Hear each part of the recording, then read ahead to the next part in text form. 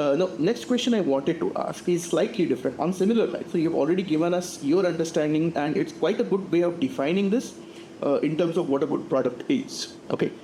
But the Forbes Marshall is a company that mostly deals into business to business. That's on the business model. It's basically B2B.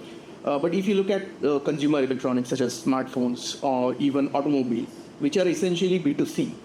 Okay.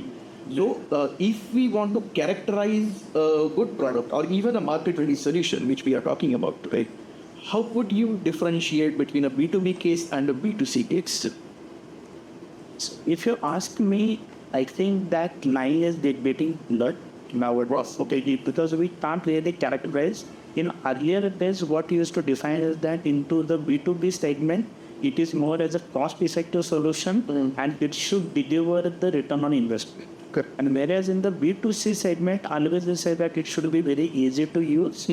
It should have a great aesthetical handle, and also it should have a brand recognition. Correct. But nowadays, if you see in today's work in B2B as well, many of the industrial products, I think, are remarkably aesthetic or elegant in nature. Yes. You look at even our own products from the Forbes Marshall. So we put lots of efforts in making the product user-friendly, and which at the same time, aesthetically, those will be more pleasant, very much easier to use.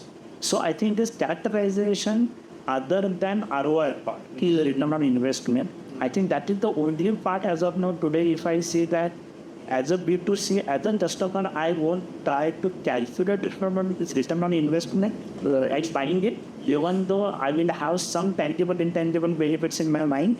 But in the B2G segment, that comes on the forefront. Yes. That ROIs. But most of the other areas are actually overlapping. So it is no more saying that, okay, aesthetic is only is required in B2C, but not B2B.